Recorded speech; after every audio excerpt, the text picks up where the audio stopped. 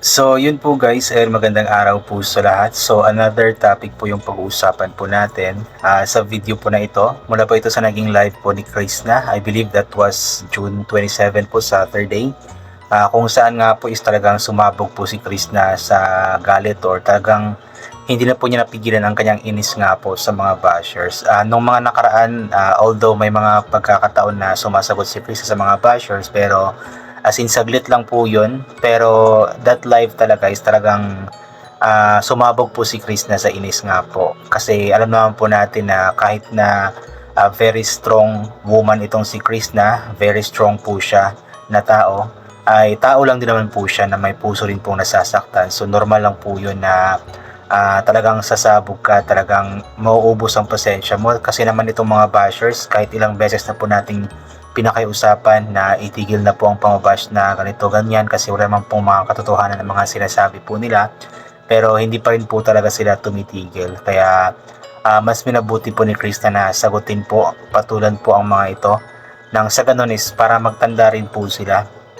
Kasi yun nga, mahirap din kasi na hayaan na lamang, although sinasabi po palagi natin na the more na pinapansin yung mga bashers, the more na nababash ang mga ito. Pero at the other hand, the more na pinapabayaan kasi ang mga bashers, the more na namimihasa rin po sila. Kaya tama lang din po yung ginawa ni Chris na yun nga po, sinagot nga po ang mga bashers, pinatulan nga po ang mga bashers.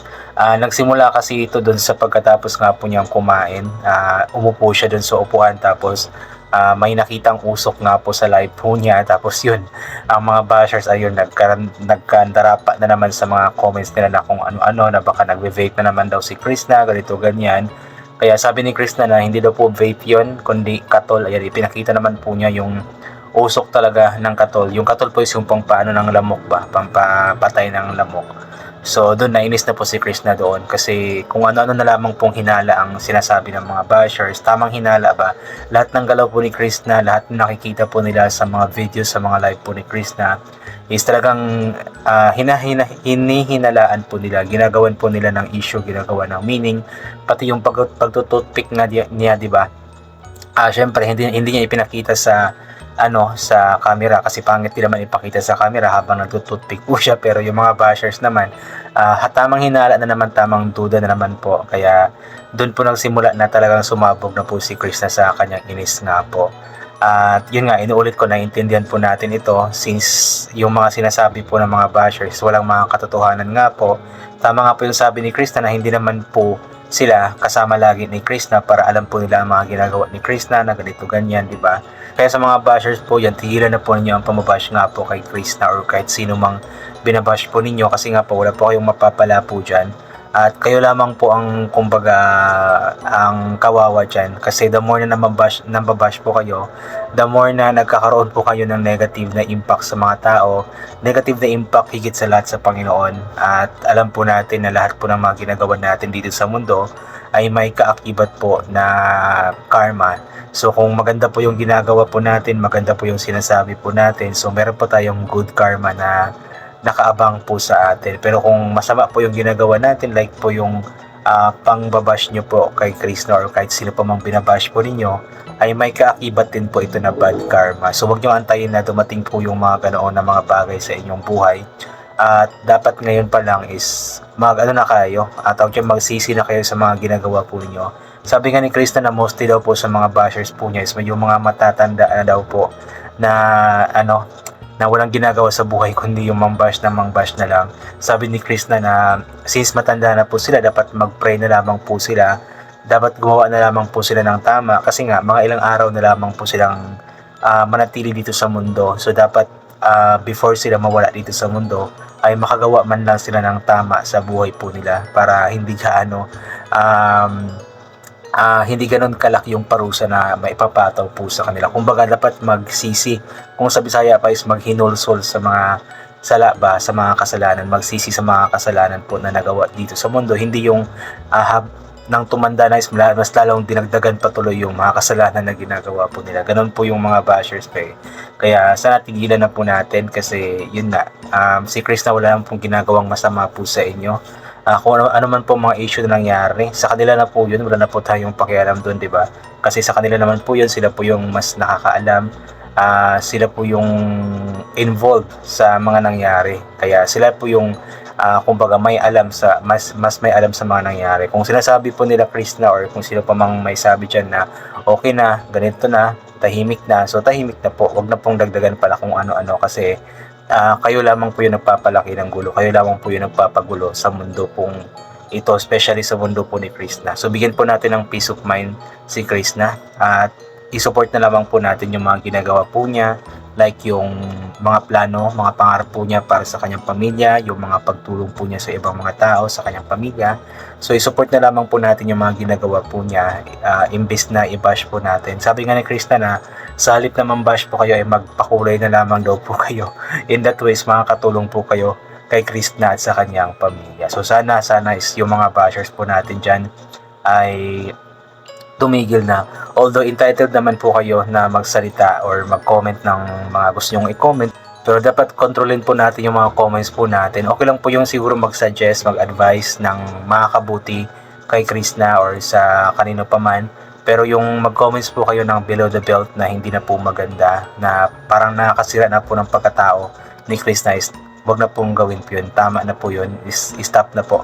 Kasi yun nga, walang ginagawa yung tao sa inyo, tapos kayo grabe po kayo makapang-bash.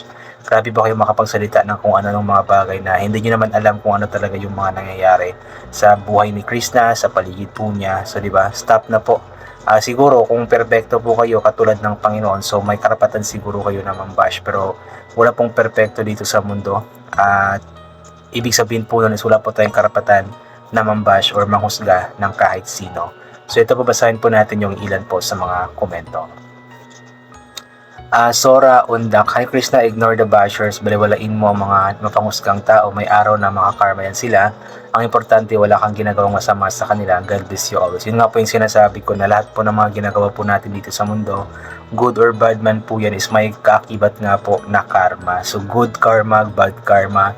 So nakadepende yun sa ginagawa ng isang tao. So kapag masama yung ginagawa mo dito, like na mabash ka, nanguhusga ka ng tao, like panguhusga nyo kay Krishna, so bad karma ang darating po sa inyo. Abangan nyo na lamang po yan kung hindi talaga kayo titigil sa mga kalokohan nyo.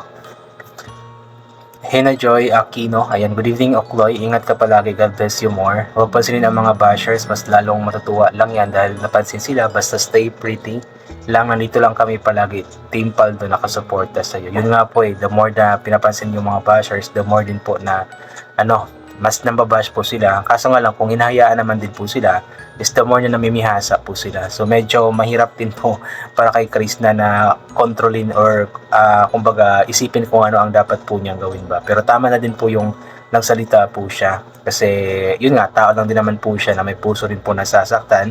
Lahat naman po tayo kapag nasobrahan na, kapag naubos na ang pasensya, kapag sumabog na po yung dapat sumabog, ay talagang hindi po natin mapigilan ang ating mga sarili na magsalita ng mga bagay na ganoon po. Kaya naintindihan po natin si Krishna.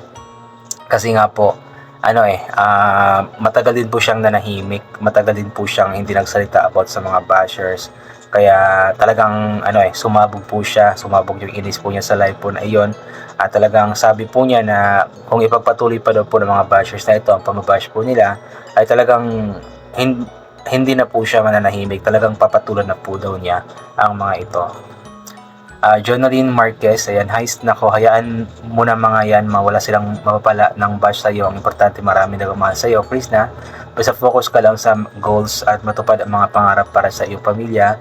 Nandito lang kami, laging nakasupport sa iyo. Kung dyan sila masaya sa mga basher, palagi na lang kayo mag-ingat sa lahat ng mga basher.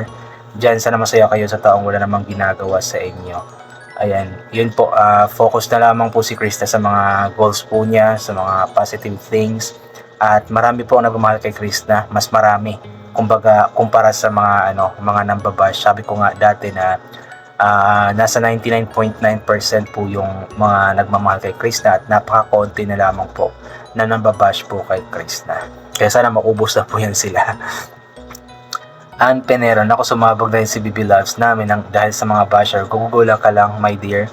dito lang kami handang sumusuporta sa mga vlogs mo. Yun po, sumabog na po talaga siya. Talagang naubos na po yung pasensya ni Chris na sa mga bashers na kung ano yung nakikita po nila is talagang ginagawan po nila ng tamang hinala kung ano-anong mga sinasabi po nila. Janet Mendoza Galan, tama yan Chris na magalit ka rin sa mga bashers, manamihasa na sila. Porket nanahimik ka lang, grabe ka nila husgan at panlait, basta ingat ka lagi sa mga lakad mo. Andito lang kami, full support sa iyo. Yun nga po kumbaga yung panguhusga po nila is talagang wala naman po mga batayan po yun. Talagang for example, yung mga sinasabi po nila na ganito si Chris na, so ano po yung batayan nila? Wala naman silang batayan, di ba? Kung ano yung kumbaga nakikita po nila siguro sa vlogs ni Chris na ginagawan po nila ng meaning bawat galaw kasi. Yung mga bashers kasi naghahanap lamang yan ng kaunting pagkakamali, kaunting galaw na pwede natin gawan ito ng issue ganito ganyan. So ganun po yung mga bashers Kaya sana is tumigil na po yan sila para matahimik na po yung buhay ni Chris na. Dapat peace of mind lang kasi isa rin po yan sa nagpapadagdag ng stress ni Chris na yung mga ganyang mga bagay. And hoping or ipagpray po natin na sana matablan pa ng hiya itong mga bashers na ito, matablan pa ng prayers yung mga bashers po para tumigil na po sila sa kanilang ginagawa. So ito po, I think hanggang dito na lamang po muna ito. God bless po and bye for the vlog.